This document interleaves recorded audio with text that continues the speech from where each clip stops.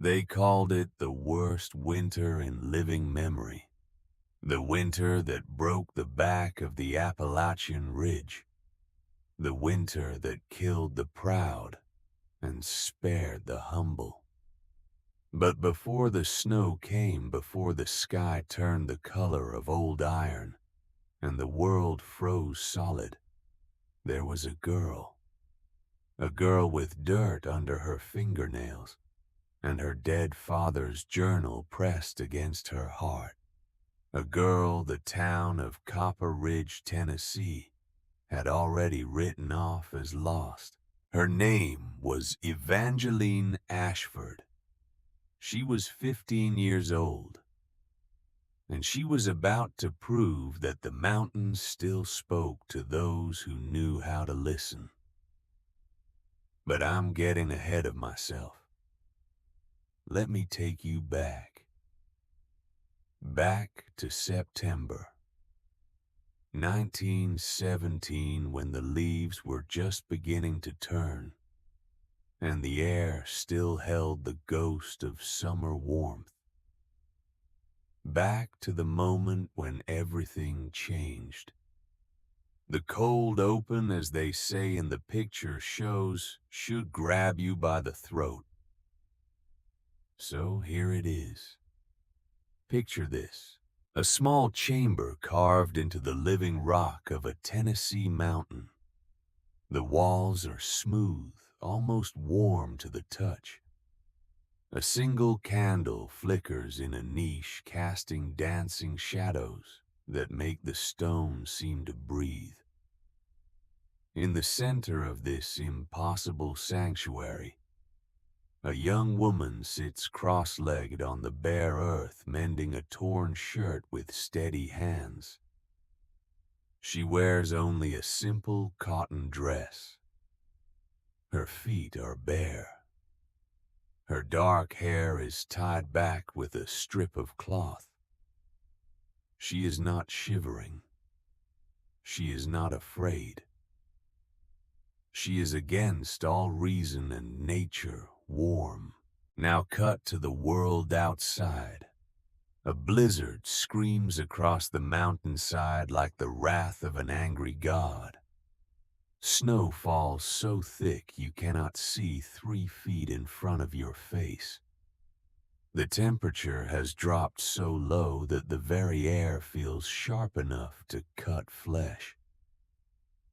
The wind howls like a living thing, searching for gaps, for weaknesses, for anything warm-blooded, foolish enough to be caught in its teeth. And somewhere, in that frozen hell, a man is dying.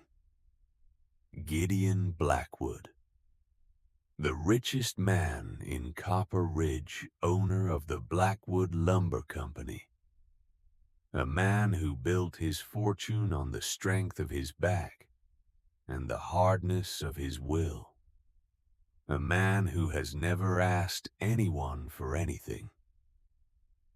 He is on his knees in the snow frost, forming in his beard, his breath coming in ragged gasps.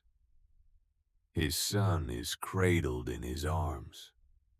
The boy is burning with fever, even as the cold tries to steal the last warmth from his small body.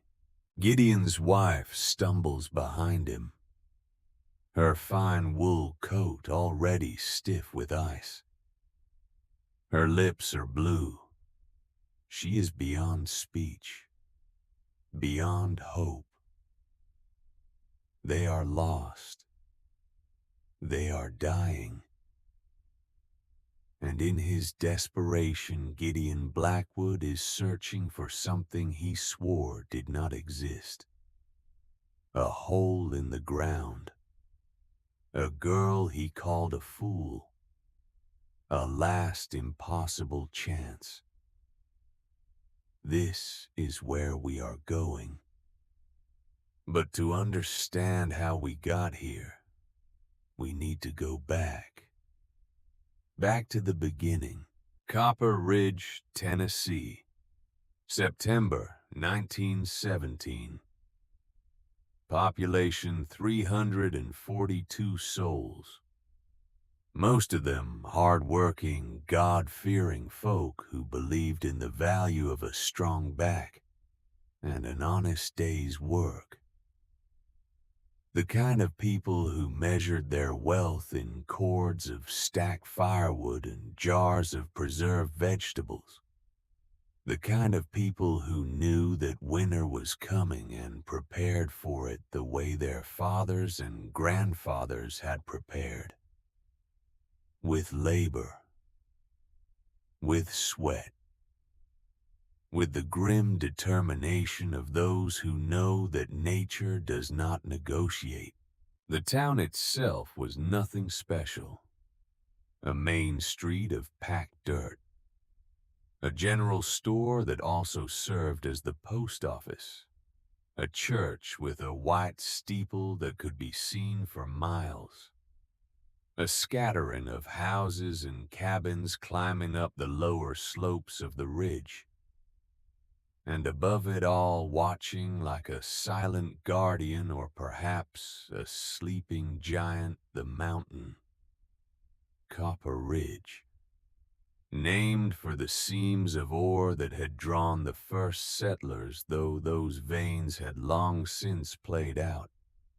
Now it was just rock and soil and stubborn pine trees. Just another Appalachian peak in a range of 10,000 peaks, or so most people thought.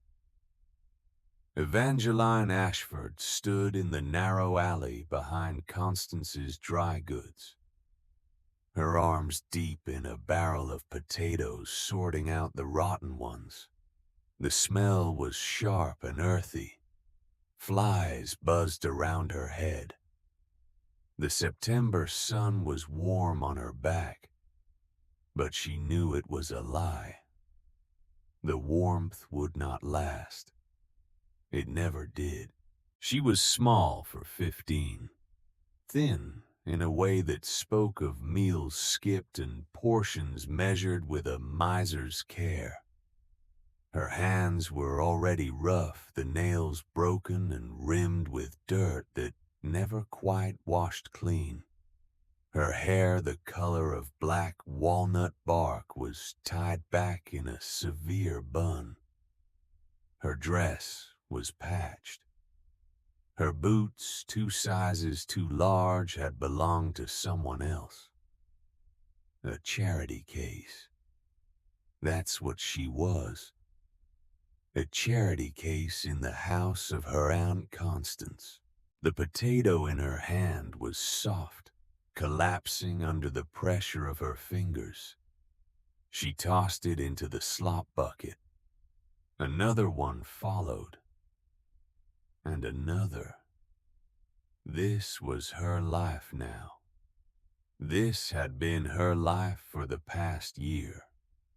Since the fever took her mother and father within a week of each other, leaving her an orphan in a town that had never quite known what to make of her family. Inside the store, she could hear her aunt's voice, sharp as a whip crack, haggling with a customer over the price of flour.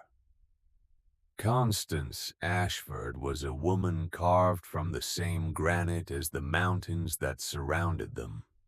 A widow at 30, she had raised her own son alone, buried him in the war in Cuba, and then built a business from nothing through sheer force of will. She was not unkind, but she was not soft. She could not afford to be. Evangeline did not blame her. There was no room for sentiment when winter was coming and the ledger had to balance. She understood numbers. She understood deficits. She understood that she was a mouth to feed and hands that, however willing, could not produce enough value to justify the cost of keeping her.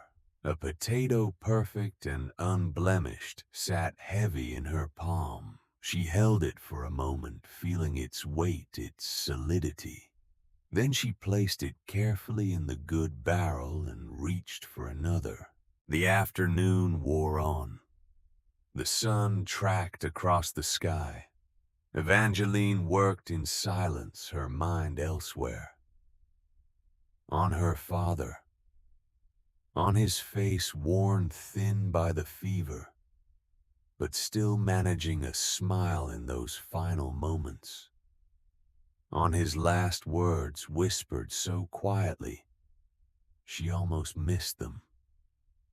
The mountain Lena. Remember what I taught you. The mountain provides. She had not understood then.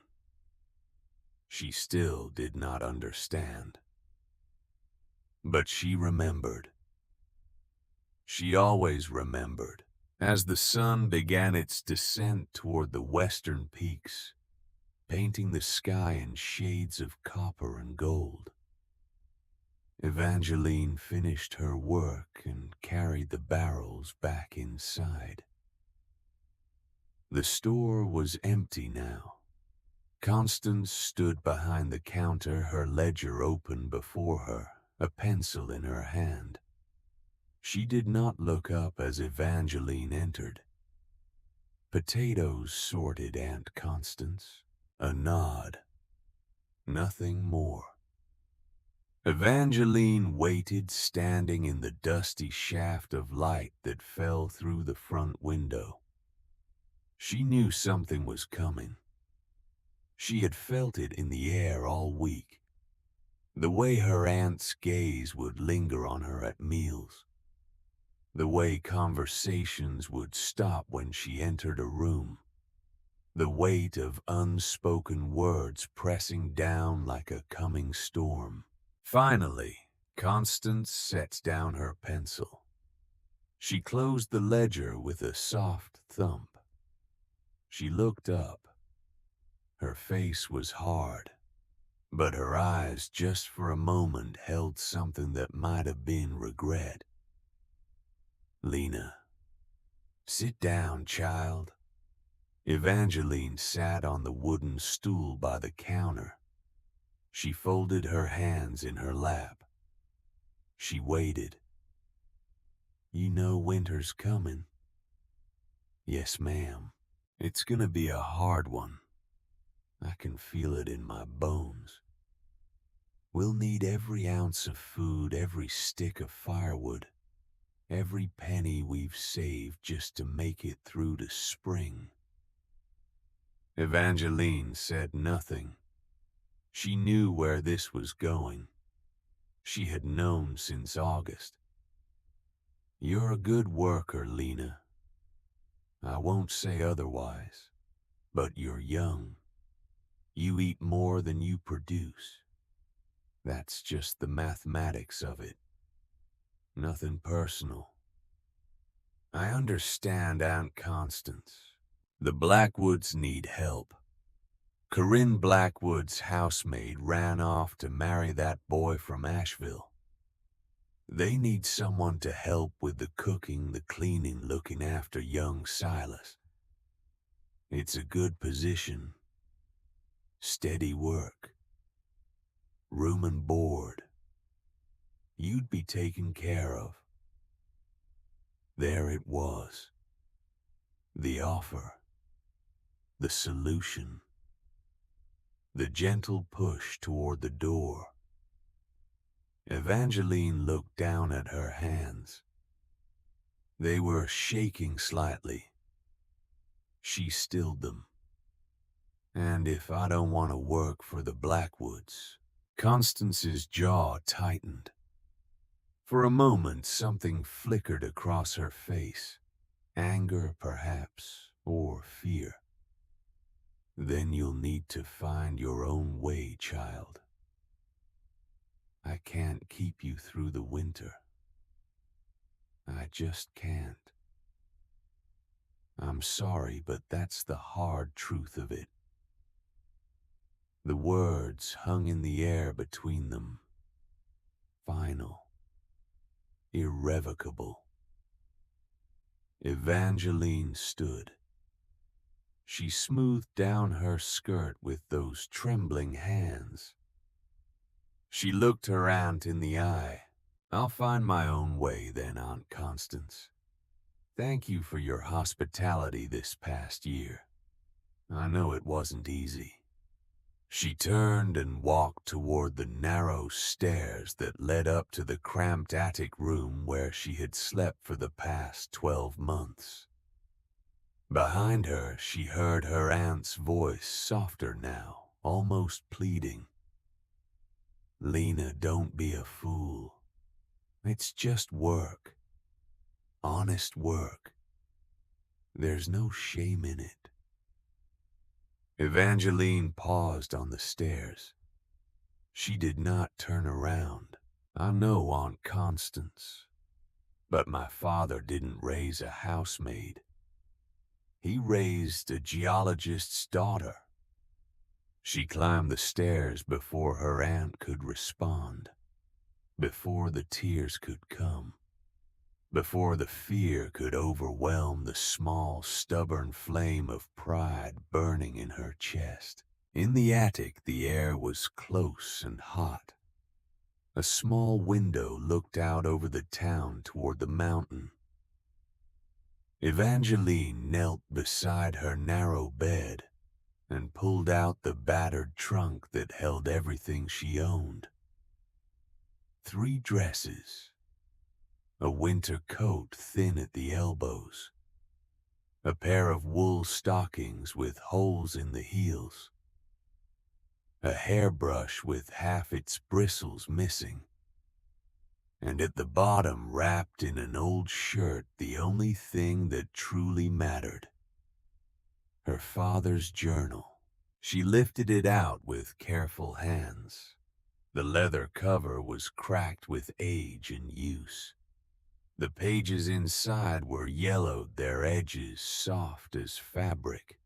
She had looked through it 100 times, 1,000 times, in the year since his death. She had studied his careful drawings of rock strata. She had traced her fingers over his notes about mineral deposits and geological formations. She had read his observations about the mountain, about the land, about the old ways that the settlers had known before modernity made them forget. But she had never found what she was looking for. She had never found the answer to his last words: "The mountain provides." What did that mean? How? Where now, with the evening light fading and her future hanging by a thread? She opened the journal again. She started from the beginning, reading each page, slowly, carefully looking for something she had missed. Some clue. Some sign. She was near the end, her eyes burning with fatigue when she saw it. The journal had a cloth spine reinforced with strips of leather. But there at the very back, one of the leather strips seemed thicker than the others. She ran her finger along it, felt a ridge, a seam. Her heart began to pound. She fetched her small knife from the trunk. With trembling hands, she worked the tip of the blade under the leather strip. It came away easily, as if it had been designed to. And behind it, folded into a space no thicker than her thumb, was a single sheet of paper. She unfolded it with infinite care. It was a letter, in her father's handwriting, addressed to her.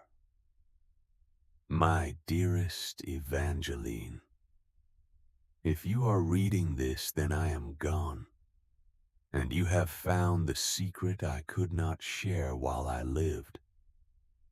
I am sorry, my darling girl. Sorry that I must leave you. Sorry that I must burden you with this knowledge. Sorry that the world will think you mad if you follow where this letter leads. But I know you, Lena. I know your mind. I know your heart. And I know that you are stronger than you believe. 30 years ago, when I first came to these mountains, I was young and full of book learning and Eastern arrogance. I thought I understood the earth because I could name its stones and chart its layers. I thought knowledge was something found in universities and laboratories. Then I met Ezra Calhoun, an old trapper, a man who could not read or write his own name, a man the town dismissed as a relic. But he knew the mountain. He knew its bones and its breath. He knew secrets that no book had ever recorded. Together, Ezra and I discovered something remarkable.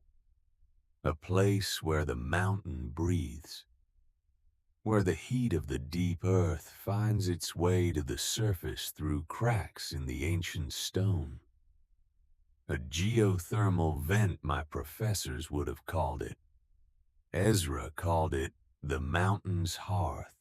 We built a shelter there, not a cabin, a chamber. Carved into the living rock, warmed by the earth itself. We used it for years, Ezra and I. A place to hunt from in winter. A place to think. A place to remember that the old ways and the new ways are not enemies, but partners. I never told you because I never thought you would need it.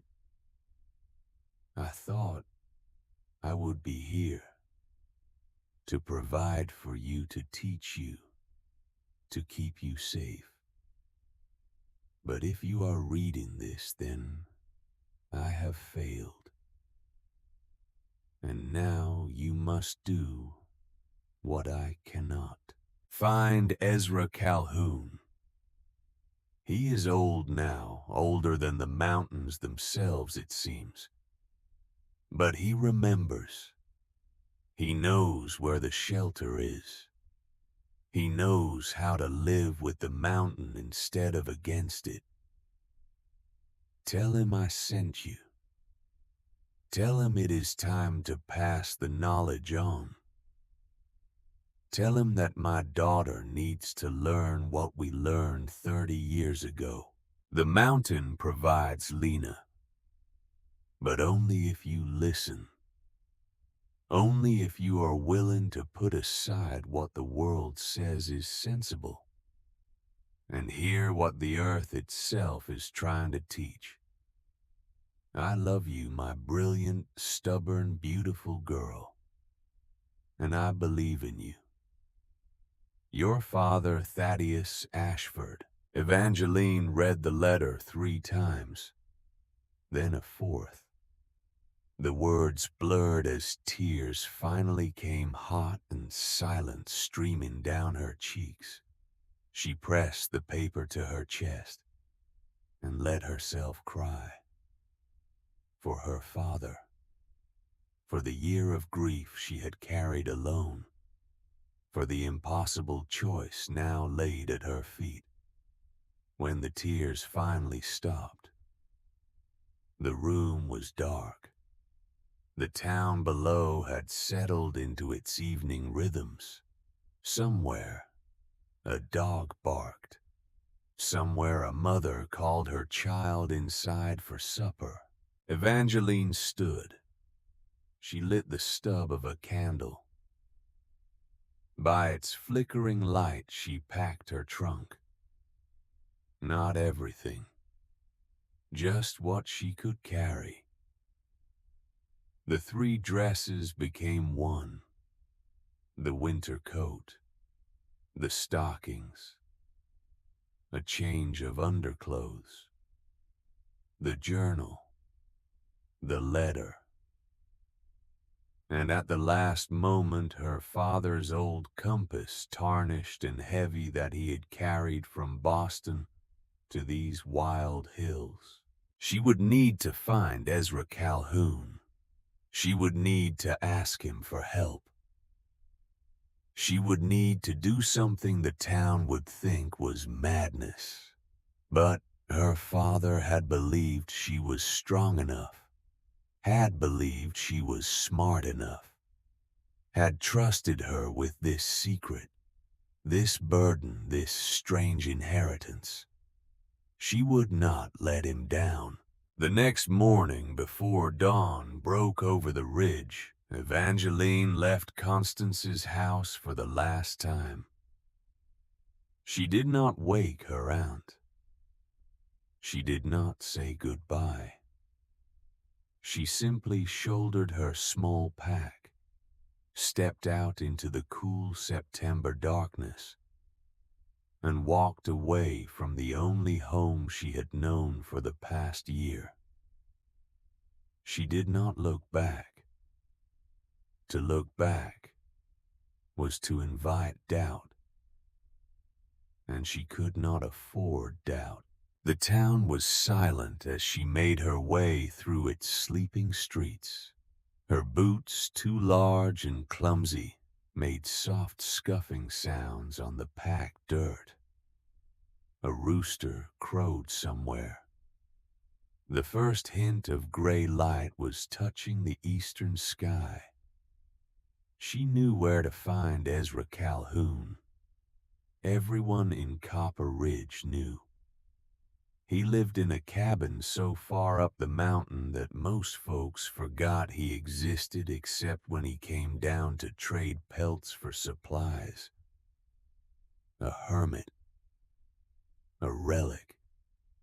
A man from another age. The path that led to his cabin was more of a deer trail than a road. It switchbacked up the steep slope through stands of oak and hickory just beginning to show their autumn colors. Evangeline walked steadily, her breath coming harder as the grade increased. The pack on her back felt heavy. Her legs, unused to such exertion, began to burn, but she did not stop. She could not stop. Winter was coming. She had maybe 6 weeks, 8 if she was lucky, before the first snow. If she was going to do this, if she was going to follow her father's impossible instructions, she needed to start now. The sun was well above the horizon when she finally saw smoke rising through the trees. A few minutes later, the cabin came into view. It was small, barely more than a shed. The logs were chinked with mud and moss. The roof was wooden shingles green with moss. A single window covered with oiled paper glowed faintly. A pile of split firewood neatly stacked stood against one wall. And sitting on a stump in front of the cabin as if he had been expecting her was the oldest man Evangeline had ever seen. Ezra Calhoun was a scarecrow of a man, tall and bent with skin like tanned leather and eyes the color of winter ice. His hair and beard were pure white, wild and untrimmed. He wore buckskin trousers and a shirt that might have been homespun. His hands resting on his knees were gnarled as tree roots. He did not stand as she approached. He simply watched her with those pale eyes, taking her measure. Evangeline stopped a few feet away. Her heart was pounding. Her mouth was dry. But she forced herself to speak. "Mr. Calhoun, my name is Evangeline Ashford." My father was Thaddeus Ashford. He said I should find you. He said you would remember him. For a long moment the old man said nothing. Then slowly a smile spread across his weathered face. It transformed him, made him look for just a moment young again. Lena Ashford, Lord have mercy. You look just like your mother, child, just like her. His voice was rough like gravel sliding down a tin roof, but there was warmth in it. Your daddy's been gone a year now. Fever, they said. Yes, sir. I'm sorry, child. He was a good man. Best man I ever knew, and I've known a few. He studied her for another moment.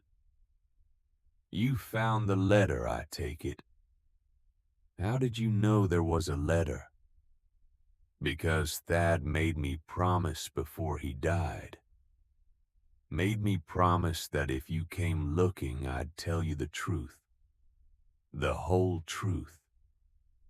Even if it sounded like madness. He stood, joints creaking like old wood. Come inside, girl. We got talking to do. The cabin was dim and smoky, but surprisingly warm. A fire burned in a stone fireplace. Herbs hung from the rafters, filling the air with sharp, clean scents. A narrow bed stood in one corner. A table and 2 chairs in another. Pelts and traps hung from the walls. Ezra poured her a cup of something dark and bitter from a pot on the fire. Tea, she realized, made from pine needles and something else she could not identify. She sipped it. It tasted of the forest. Your daddy told you about the shelter, I reckon. Yes, sir. He said you built it together. 30 years ago. That we did. I was in my prime then. 43 years old and strong as a bull. Your daddy was fresh from Boston, couldn't tell a white oak from a poplar. But Lord, he had a mind on him. We were an unlikely pair, but we learned from each other. I taught him how to read the land. He taught me why the land was the way it was. Together we found something special. He leaned back in his chair, his eyes distant, seeing into the past.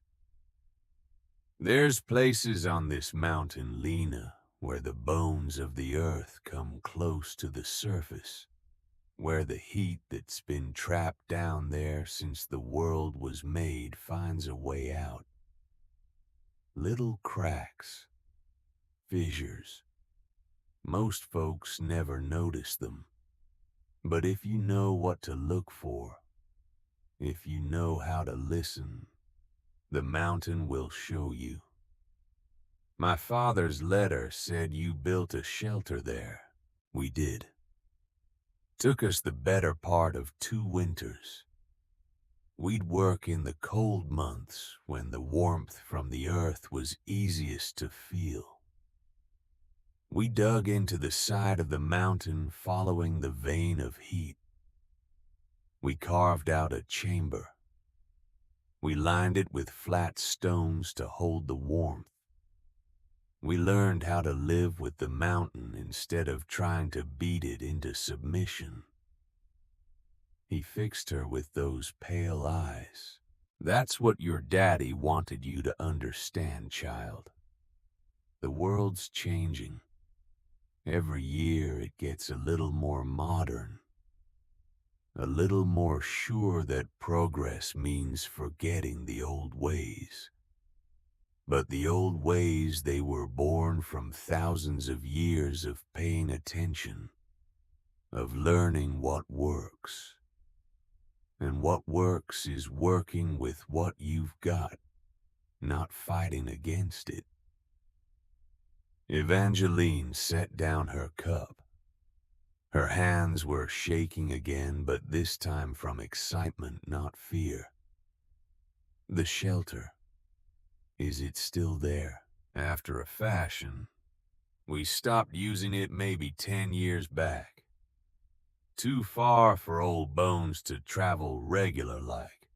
But the mountain don't change, Lena. The warmth is still there. The chambers probably collapse some. Would need work. Would need someone young and strong and stubborn enough to do it. He leaned forward.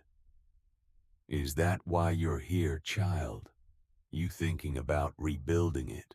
Evangeline met his gaze. In that moment, she made her choice.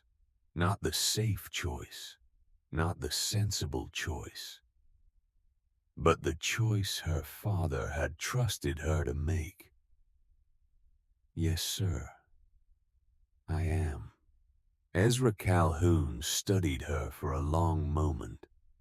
Then he nodded once, a gesture of approval and acceptance. Then we best get started. It's a 2-day walk from here. We'll need supplies. You'll need proper boots, not those clodhoppers you're wearing. And you'll need to understand something, Lena. This ain't gonna be easy. This ain't gonna be safe.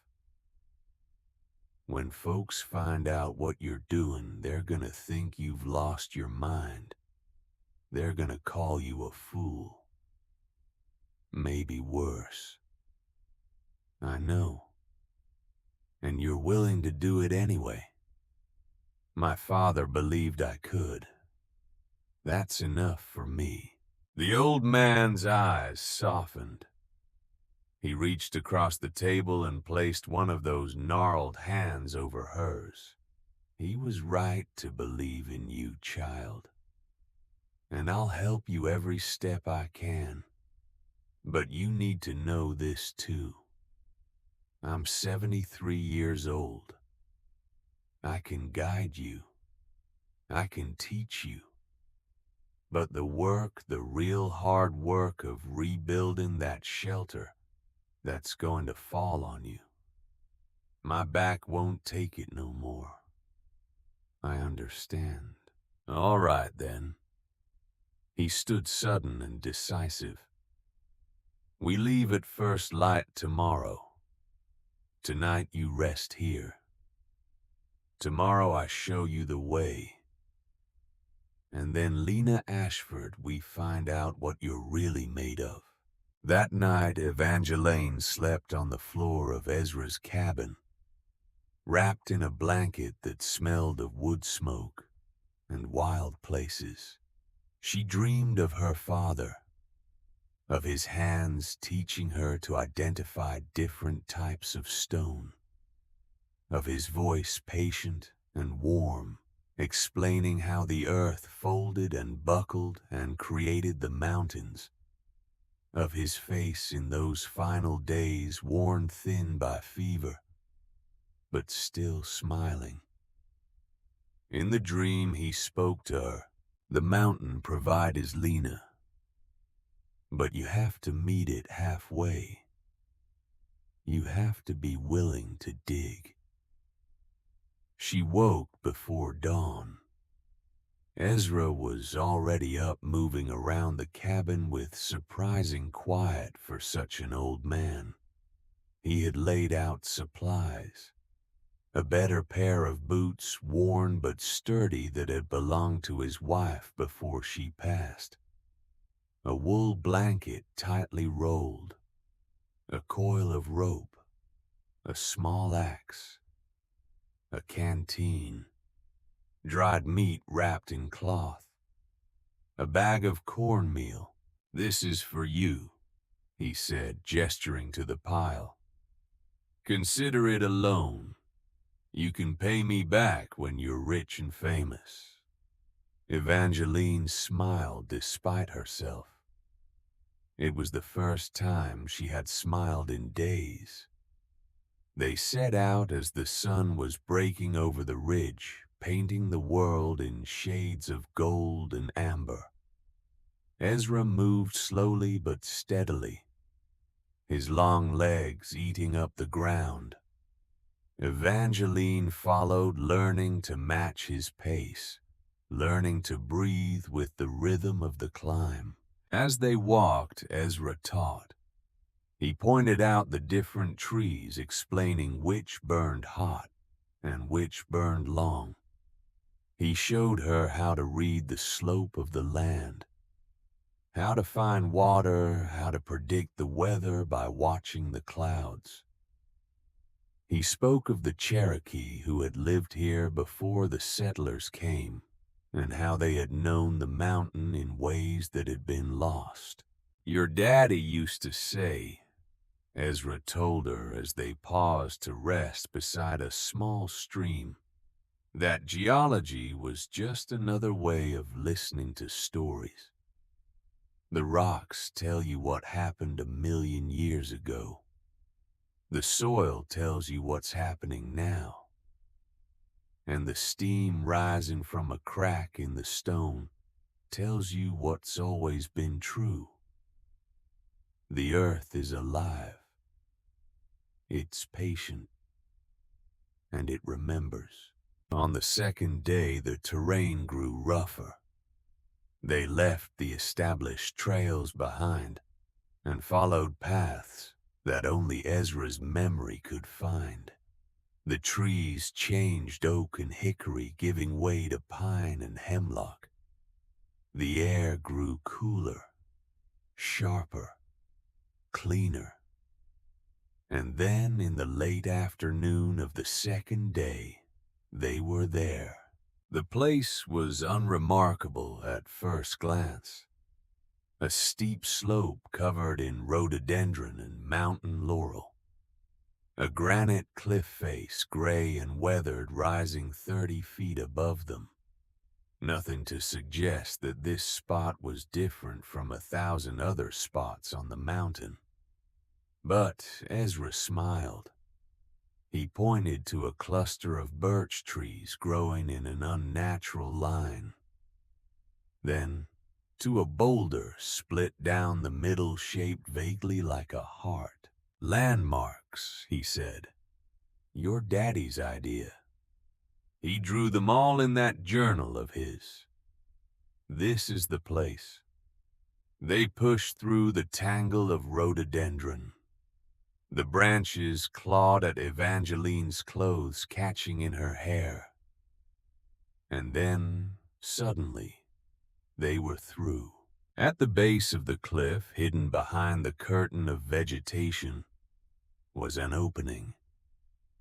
Not a cave exactly, more of a fissure in the rock, narrow and dark.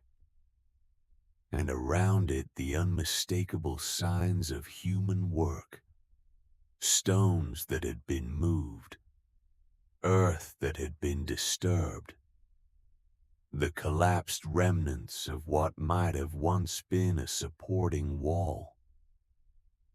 Ezra knelt, his old joints protesting. He placed his hand over the opening. "Feel it," he said. Evangeline knelt beside him. She held her palm over the dark crack in the stone. At first, nothing, just the cool September air on her skin. And then, faint but unmistakable, a warmth. A gentle, steady flow of air that was not cold. Air that carried with it the smell of deep earth and damp stone, and something ancient and alive. Her breath caught. Her eyes widened. "It's real," she whispered. "It's actually real." It's real, Ezra confirmed, and it's been waiting for you. They spent the rest of that afternoon examining the site. The opening was partially blocked with fallen stone and 30 years of accumulated debris.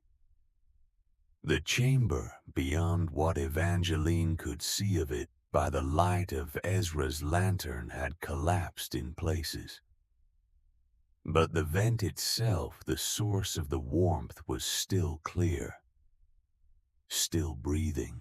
Ezra pointed out where the walls had been, where the ceiling had been reinforced with flat stones, where they had built a small clay oven for cooking. He showed her the techniques they had used, the tools they had fashioned, the lessons they had learned through trial and error. "This is going to take you 6 weeks, maybe 8, he said as the sun began to set. "You'll need to clear the entrance first, then shore up the walls, then dig deeper, following the warmth. It's going to be the hardest work you've ever done, Lena. It's going to break you down before it builds you back up." Evangeline looked at the dark opening, at the impossible task ahead, at the mountain looming above her, silent and eternal. Then she looked at her hands. Small hands, soft hands, hands that had never done real labor. But they were her hands, and her father had believed they were strong enough. "When do I start?" she asked. Ezra grinned. "First light tomorrow. But tonight we make camp, and I tell you the rest. The things your daddy learned. The things that'll keep you alive when the cold comes." That night they built a small fire in a clearing near the cliff. Ezra cooked cornmeal mush in a battered pot. They ate in comfortable silence, watching the stars emerge one by one in the darkening sky. Then Ezra began to teach. He taught her about thermal mass, how rock, unlike air, could hold heat, how the tons of stone surrounding the chamber would become over time a massive battery absorbing warmth from the vent and radiating it back slowly, constantly, like a living thing. He taught her about insulation, how the earth itself, packed thick around the chamber, would hold in the warmth better than any cabin wall. He taught her about ventilation, how the rising warm air from the vent would create a natural draft, pulling fresh air in through the entrance and exhausting stale air through cracks in the rock above. He taught her the difference between heating a space and being heated by a space. How most folk tried to heat the air which escaped as fast as you could warm it. But if you heated the stone, the earth, the very walls around you, then you lived inside the heat itself. "Your daddy called it making the earth pay rent," Ezra said, poking at the fire with a stick. "He was always clever with words, but the principle is sound. You ain't fighting the winter. You're stepping aside and letting it pass over while you stay safe below." He looked at her across the flames. "But here's the thing, Lena. The thing your daddy couldn't write in a letter because it ain't about science or geology or any of that book learning. It's about humility. Humility. Most folks, they think they got to conquer nature. got to beat it, got to prove they're smarter or stronger or more determined. They build their cabins and their stoves, and they burn through cords of wood all winter, fighting the cold every single day. And they're proud of it, proud of how hard they work, how much they endure. He paused, his pale eyes reflecting the firelight. But the mountain don't care about pride, child. The mountain just is. And if you want to live with it, really live with it, you got to let go of the idea that you're in control. You got to listen. You got to adapt. You got to be humble enough to accept what the earth is offering instead of demanding it give you what you think you need. Evangeline thought about that. About her Aunt Constance working herself to exhaustion to keep the store running. About Gideon Blackwood and his lumber mill tearing down the forest to build houses that fought the cold every winter. About the whole town of Copper Ridge preparing for the coming winter with grim determination and back-breaking labor. None of them were wrong. They were just doing what they had been taught, what their fathers had taught them, the modern way, the hard way. But there was another way, an older way, a way that required less sweat and more wisdom, less pride and more listening. "I understand," she said quietly. "I believe you do," Ezra replied. "Your daddy would be proud." The next morning, Evangeline began to dig. The first tool was a flat piece of shale broken from a rockfall about 20 yards from the cliff face. It fit in Evangeline's hand like it had been made for her. Sharp on one edge, heavy enough to have weight behind it. She knelt at the entrance to the fissure and began to scrape. The rock gave way grudgingly. An inch at a time, a handful of debris, then another, then another. The September sun climbed higher. Sweat began to run down her back. Her shoulders started to ache. But she did not stop. She scraped and dug and pulled loose stones free with her bare hands. She worked until the sun began to sink toward the western peaks, and the light took on that golden quality that meant evening was coming. Ezra watched her from a distance, saying little. When she finally sat back, her hands bleeding from a dozen small cuts, he came over and examined her work. 4 inches, he said. Not bad for a first day. 4 inches. Out of what needed to be 15 feet of tunnel just to reach the old chamber. Evangeline looked at her raw, bleeding hands, at the pathetically small pile of debris she had removed, at the mountain vast and indifferent looming above her. 4 inches. Something must have shown on her face because Ezra's expression softened. Rome wasn't built in a day, child. Neither was this shelter the first time around. Your daddy and me, we spent 2 winters on it. You got 6 weeks, maybe 8 if the weather holds. It ain't gonna be easy, but it is gonna be possible. You just gotta keep at it. one handful at a time. That night they camped again by the cliff. Evangeline's hands throbbed. Her shoulders burned. Every muscle in her back screamed.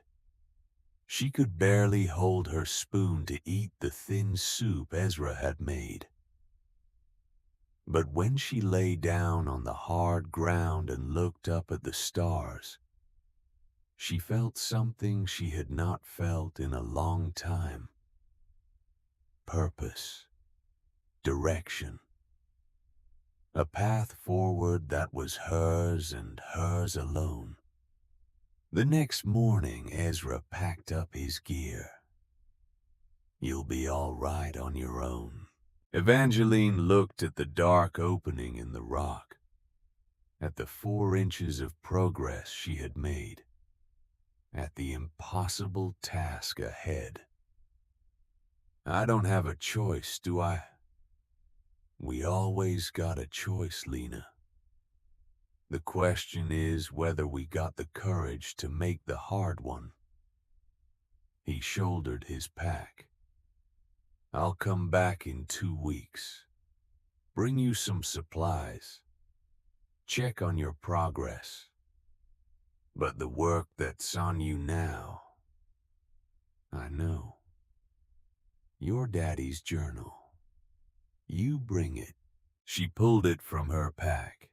Ezra flipped through the pages until he found what he was looking for. A detailed cross-section drawing of the shelter. Measurements, angles, notes about where to reinforce and where to dig. "This is your map, child. This is what your daddy learned. Study it. Follow it. Trust it." He tapped the page. "And trust yourself. You got more of him in you than you know." Then he was gone, disappearing down the mountain trail with the easy stride of a man who had walked these paths for 70 years. Evangeline watched until he was out of sight. Then she turned back to the rock, picked up her piece of shale, and began to dig. The days blurred together. Wake at first light. Eat a handful of cornmeal mush cold from the night before. Drink water from the small stream that ran down the slope. Then dig. Dig until her hands bled. Dig until her shoulders seized up. Dig until the light failed, and she could no longer see what she was doing. At night, she would collapse beside her small fire, too exhausted even to feel hungry. She would study her father's journal by the flickering light. She would trace the drawings with her torn fingers. She would read his notes about angles and support structures and the flow of heat through stone. And slowly, inch by inch, foot by foot, the tunnel grew. The work changed her. The soft skin of her palms hardened into calluses. The muscles in her arms and shoulders, unused to such labor, tore and rebuilt themselves stronger. Her body, thin from a year of measured portions, became lean and hard as rawhide. She learned to move with economy, to conserve her strength, to work with the rock instead of fighting it. She learned which stones could be pried loose and which had to be broken. She learned to read the grain of the schist, to find the natural fracture lines. She learned to use a heavy branch as a lever, wedging it into cracks and applying her full weight until something gave way. She made mistakes. In the second week, she dug too aggressively into what looked like soft earth. and brought down a small cascade of rocks that nearly buried her. She escaped with a badly bruised shoulder and a lesson about patience. In the third week, she ran out of food. For 2 days, she lived on water and the few late-season berries she could find in the rhododendron thickets. On the third day, she managed to trap a rabbit using techniques she vaguely remembered Ezra describing. She built a small fire and roasted it badly. It was the best meal she had ever eaten. She learned the calculus of survival. Every calorie consumed had to be measured against the energy required to obtain it. Every movement had to serve a purpose. There was no room for waste, no room for sentiment. The mountain was not cruel, but it was not kind either. It simply was. And if she wanted to survive, she had to accept it on its own terms. True to his word, Ezra returned after 2 weeks. He came bearing a sack of cornmeal, some dried venison, a small pot of lard, and a wool blanket. He examined her work in silence, running his hands over the walls of the tunnel, checking the stability of the ceiling. The tunnel was now 8 feet deep. The debris pile outside had grown into a small hill. "Good work," he said finally. "Real good work. You're learning." Evangeline wanted to cry at those simple words of praise. She settled for a nod. "How are you holding up?" She showed him her hands, the calluses, the scars, the dirt that never quite washed out from under her nails. "I'm managing. I can see that." He studied her face. "You've lost weight. You need to eat more." "I eat what I can catch. Here." He pulled out the venison. "This'll keep you going. And there's trout in the stream below. Set some lines. Fish don't take much effort once you got the hook in the water." He stayed for an hour, offering advice on the tunnel's progress, showing her how to shore up a weak section of the ceiling with flat stones wedged into place. Then he was gone again, vanishing down the trail like a ghost. The October days grew shorter. The air took on a sharper edge.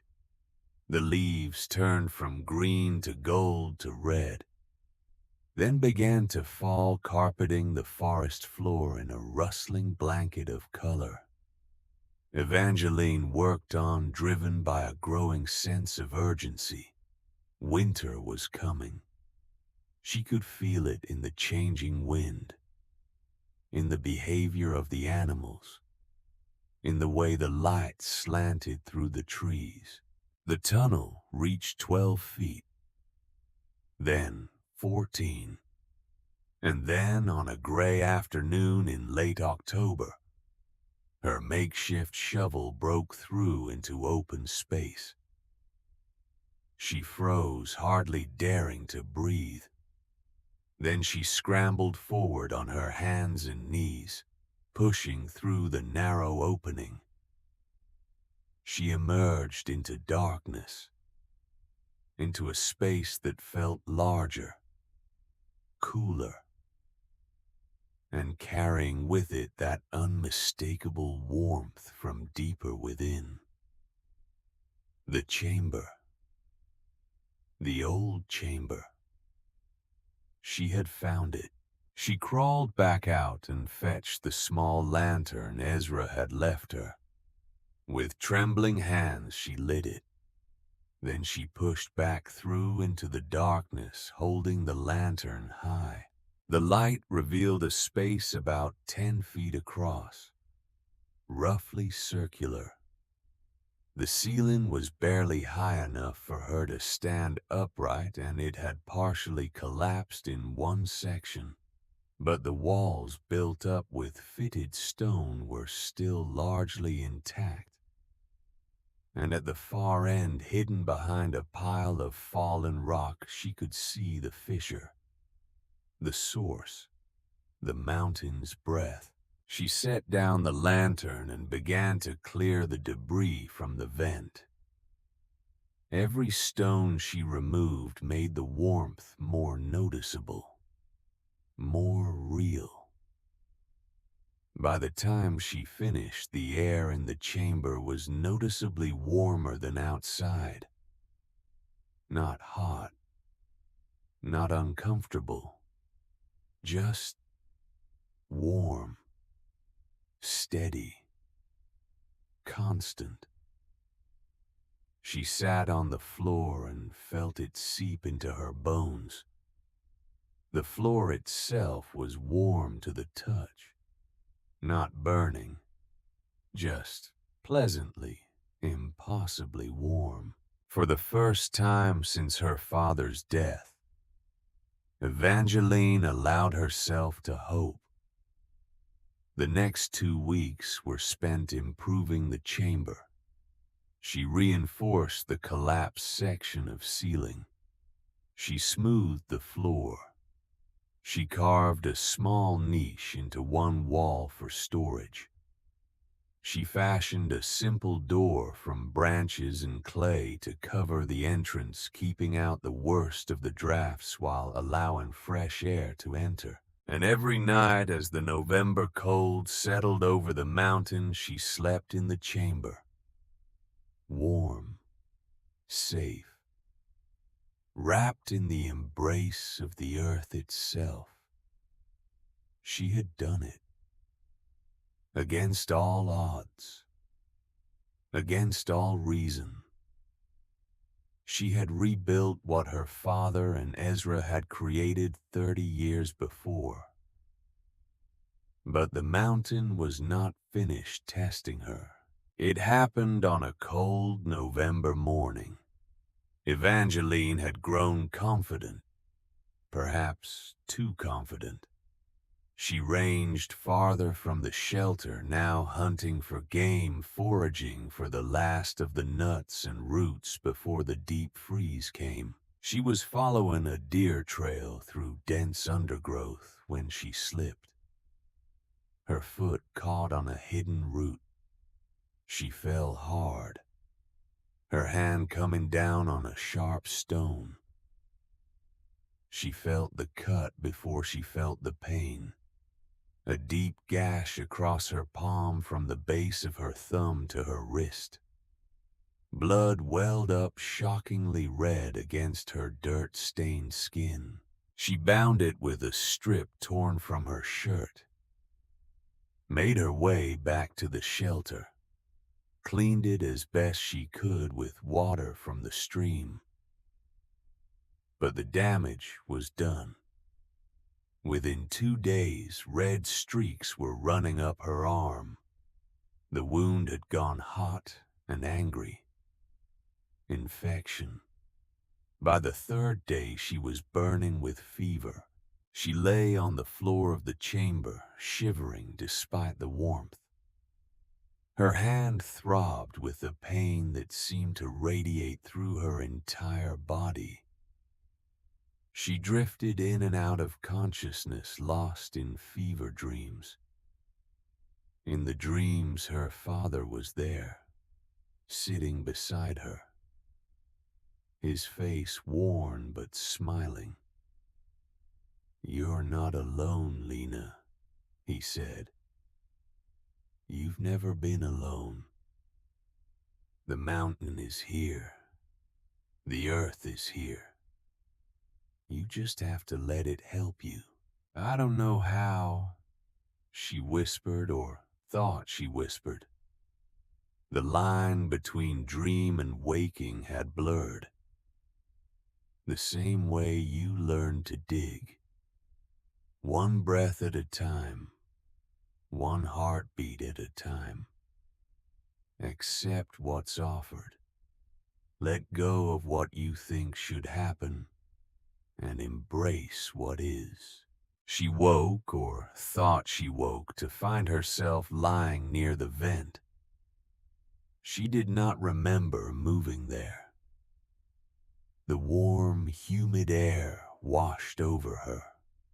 It smelled clean, ancient, like the deepest parts of the earth where stone remembered being made. She unwrapped her hand and held it in the stream of warm air. The heat was almost uncomfortable on the infected wound, but she held it there. Let the warmth penetrate. Let the moisture bathe the torn flesh. Hours passed, or maybe minutes. Time had lost all meaning, but slowly, gradually, the pain began to ease. The fever began to break. And when she finally fell into a deep, dreamless sleep, her hand was still outstretched toward the mountain's breath. She woke to find sunlight streaming through the entrance. The fever was gone. The red streaks had faded. Her hand, though still sore, had begun to heal. She sat up slowly, weak as a newborn, but alive. The mountain had provided, not through her strength, not through her knowledge, but through her willingness to accept help, to let go of pride and embrace humility. It was a lesson she would not forget. By mid-November, Evangeline had fully recovered. The shelter was as complete as she could make it with the tools and materials at hand. The entrance was secure. The chamber was warm. She had even fashioned a small clay oven near the entrance, using the natural draft from the vent to draw smoke outside. It was crude, but it worked. She had proven to herself that she could survive, that her father's vision was not madness but wisdom, that the old ways and the new ways could work together. But she was about to learn that survival was not the same as living, and that knowledge, however hard won, was worthless if it could not be shared. On a gray afternoon in late November, Evangeline was outside the shelter, checking the simple snare traps she had set for rabbits, when she heard footsteps. Quick, light footsteps. Running. She turned to see a boy burst through the rhododendron, breathing hard, his face flushed with exertion. He was young, maybe 12, with dark hair and eyes that were wide with a mixture of fear and excitement. "Miss Ashford," he gasped. "Miss Lena, you're really here. You're really alive." Evangeline recognized him. Jasper Hayes, the blacksmith's son. A quiet boy who had sometimes helped carry supplies for her Aunt Constance. "Jasper, what are you doing up here?" "I've been looking for you for 3 days," he said, still breathing hard. "Everyone said you'd died, that you'd frozen or fallen or gotten et by a bear. But I didn't believe them. I remembered what your pa used to say about the mountain, about how it provides. And I thought maybe, just maybe." "Slow down," Evangeline said, putting a hand on his shoulder. Why were you looking for me? Because I wanted to see if it was true. If you really did it. If you really built a shelter that don't need no firewood. He looked past her at the cliff face. Is it true? Is it really warm in there? Evangeline hesitated. Part of her wanted to send him away, to keep her secret safe, to avoid the inevitable judgment and mockery that would come from the town when they learned what she had done. But then she remembered her father's letter. Knowledge is worthless if not shared. Come on, she said. I'll show you. She led him through the narrow entrance, watched his eyes grow wide as the warmth enveloped him, watched the wonder spread across his face as he touched the walls and felt the heat radiating from the stone itself. It's magic, he breathed. It's geology, Evangeline corrected gently. It's the heat from deep in the earth finding its way to the surface. It's been here for thousands of years. My father and old Ezra Calhoun figured out how to use it. And now I have too. Jasper sat on the floor, his back against the warm stone wall, and for a long moment said nothing. Then quietly, almost reverently, he spoke. My pa says you're crazy. Says you threw away a good position with the Blackwoods to dig a hole in the ground. Says winter's gonna kill you dead. He looked up at her. But I think what you did is the bravest thing I ever heard of. Evangeline felt something tighten in her chest. It had been so long since anyone had offered her anything resembling approval. Thank you, Jasper. Can I come back? Bring you things, food and such. Nobody needs to know. I can keep a secret. She should have said no. Should have kept her isolation complete. But the loneliness had worn on her more than she wanted to admit. And the boy's earnest face reminded her of herself at that age, full of wonder, full of questions. You can come back, she said, but only if you promise to be careful, and only if you can do it without lying to your parents. I won't be the cause of dishonesty in your family. I'll tell them I'm checking my trap lines, Jasper said, which ain't a lie on account of I'll set some traps on the way up here. And so began an unlikely friendship. Every few days, Jasper would make the long climb up the mountain. He would bring small gifts, a loaf of bread his mother had baked, a piece of salt pork, news from the town, stories about the preparations for winter.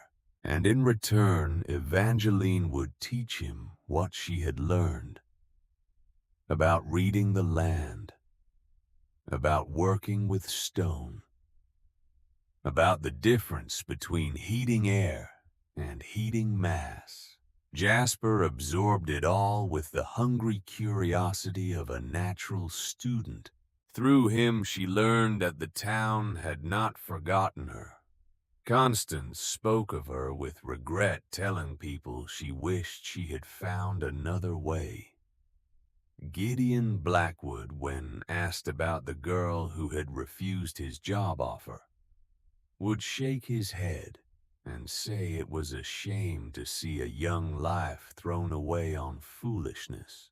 Pastor Hendricks had preached a sermon about the sin of pride.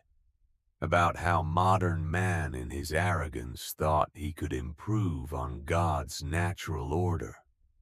The implication was clear. Evangeline's attempt to live differently was not just impractical, it was impious. But Jasper did not care what they said. He had seen the shelter. He had felt its warmth. And he believed. The first snow came in early December. Just a dusting at first. A warning shot. But the old-timers in Copper Ridge looked at it with worried eyes. They read the signs. The thickness of the squirrels' coats. The early migration of the geese. The way the dogs refused to stray far from the fire.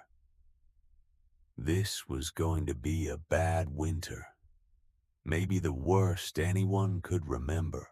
In the Blackwood house, the finest home in Copper Ridge, with its thick log walls and its expensive cast iron stove, imported all the way from Pittsburgh, Gideon Blackwood stoked the fire and told himself everything would be fine.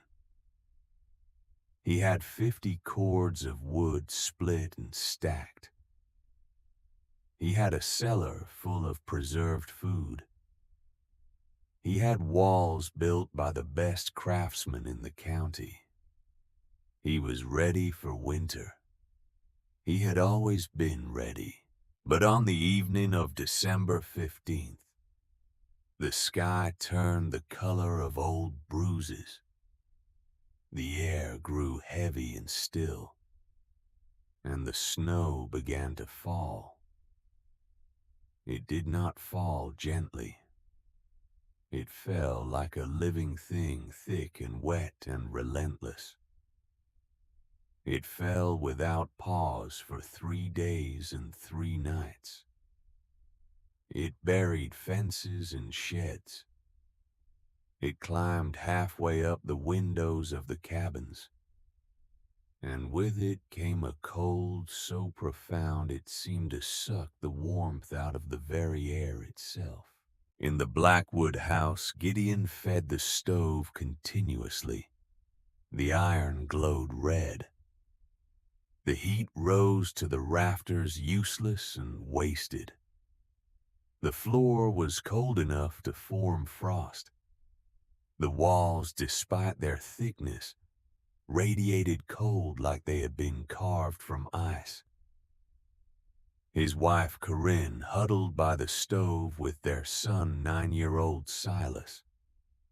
The boy was wrapped in every blanket they owned, but he was shivering, and he had started to cough. It was a small cough at first, dry, tickling. The kind of cough that came from breathing air too cold and too dry. But by the second day of the storm, it had deepened, become wet, rattling. The boy's small chest heaved with each breath. By the third day, he was burning with fever, lung fever, pneumonia. In this cold, in this isolation, it was a death sentence. Gideon stood by the window watching the snow fall and felt something he had not felt in years. Fear. Not the ordinary concern of a father for a sick child, but deep, primal terror. His son was dying. The storm had cut them off from help. The doctor, if he was even still alive, was unreachable. And all Gideon's money, all his lumber, all his expensive stove could do nothing. The storm broke on the 4th day. The snow stopped falling, but the cold remained deeper and more bitter than before. The world was buried under 6 feet of white. The town was a collection of islands in a frozen sea. Gideon stood over his son's bed, listening to the terrible rattle of his breathing. Corinne sat beside him, her face drawn and pale, her hand clutching the boy's fevered one. "He's dying," she said. Not a question, a statement of fact. "No." Gideon's voice was rough. "No, he's not. I won't let him." "What can we do? The doctor is 2 miles away through snow too deep to walk. We have no medicine, no help. Gideon, we have to face." "No." He rounded on her, his face twisted with desperation and rage. "I didn't build this business from nothing just to watch my son die in my own house." "Then what do you suggest?" Corinne's voice was quiet but edged with steel. "Pray harder.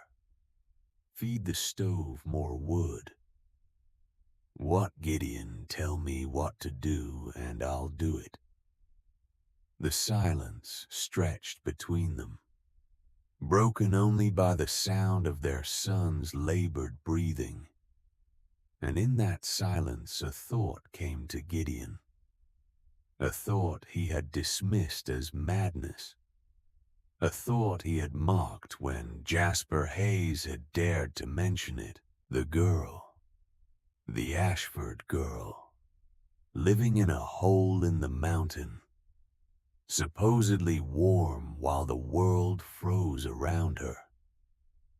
He had not believed it, could not believe it. It violated everything he knew about how the world worked. You needed walls and roofs and fires and modern engineering to survive winter in these mountains, not dirt and rocks and some half-baked theory about heat from the earth. But his son was dying, and desperate men consider desperate measures. The knock on the door came an hour later. Gideon opened it to find Jasper Hayes standing in the snow, breathing hard, his face red from exertion and cold. "Mr. Blackwood." "Sir." "I heard about Silas, about how bad he is. And I thought, I know you probably won't believe me, but..." The boy swallowed hard. "Miss Lena, Miss Ashford, she's alive. And her shelter, it works. It's warm, really warm. And I thought maybe if you could get Silas up there." Gideon stared at the boy. Every rational thought in his head screamed that this was madness. But the sound of his son's coughing drifted through the house behind him. "Show me," he said. The journey up the mountain was a nightmare. Gideon carried Silas wrapped in blankets, the boy's small body burning with fever against his chest. Jasper led the way, breaking trail through snow that came up to his waist in places. Corinne followed silent and grim.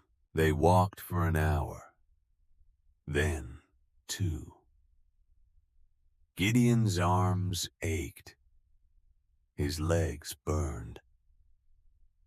The cold tried to steal the warmth from Silas's body, and Gideon held him tighter, as if his own strength could keep death at bay. And then, finally, Jasper stopped, pointed. "There," he said. Gideon looked. saw nothing at first, just snow-covered brush and a cliff face. Then Jasper pushed aside a curtain of rhododendron, revealing a dark opening at the base of the rock.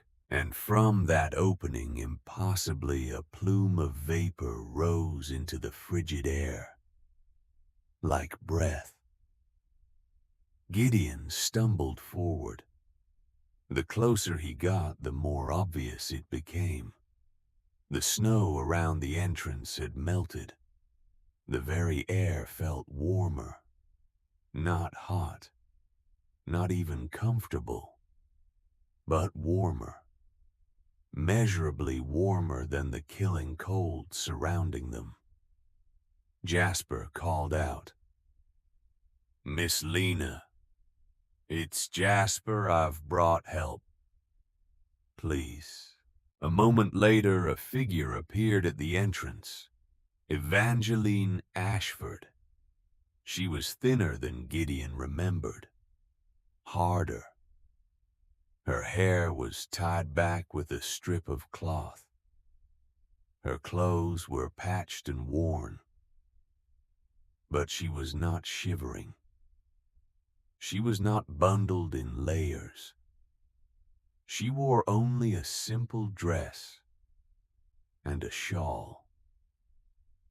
She looked at the boy in Gideon's arms, at the desperation on Corinne's face, at Jasper's pleading eyes. "Bring him inside," she said. Gideon had to stoop to enter, had to navigate a narrow tunnel so low and tight it made his breath come short with claustrophobia. But then the tunnel opened into a chamber, and he straightened, and the warmth hit him like a physical force. It was not the fierce, dry heat of a stove. It was gentle, humid, pervasive. The walls themselves seemed to radiate it. The floor was warm beneath his feet. The air was soft and moist against his skin. He stood there, his son still in his arms, and could not speak, could not think, could only feel the impossible truth of what surrounded him. The girl moved past him with quiet efficiency. She spread blankets near the back of the chamber, where the warmth was strongest. "Lay him here," she said. Gideon lowered his son onto the makeshift bed. Silas's breathing was still labored, but already the child seemed less rigid. The constant shivering had stopped. Evangeline knelt beside the boy. She placed a hand on his forehead, feeling the fever. Then she looked up at Gideon and Corinne. "How long has he been like this?" 3 days, Corinne said. Her voice was steady, but tears ran down her cheeks. "The fever came with the cough. He can barely breathe. The cold and the dry air make it worse. The lungs seize up.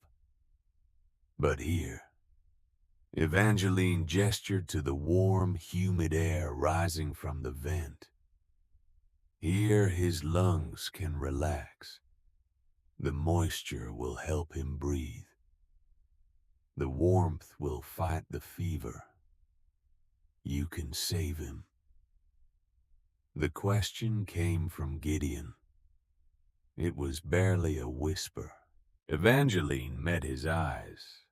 In that moment he saw not a foolish girl, but a young woman who had survived 6 weeks alone on a mountain through knowledge and determination and sheer stubborn will. "The mountain can save him," she said quietly, "if you're willing to trust it." They would sit by the small fire near the entrance, and she would explain how her father had learned to listen to the mountain, how old Ezra had taught him to work with what was given, instead of fighting to impose his will, how the old ways were not primitive or backward, but were born from thousands of years of careful observation.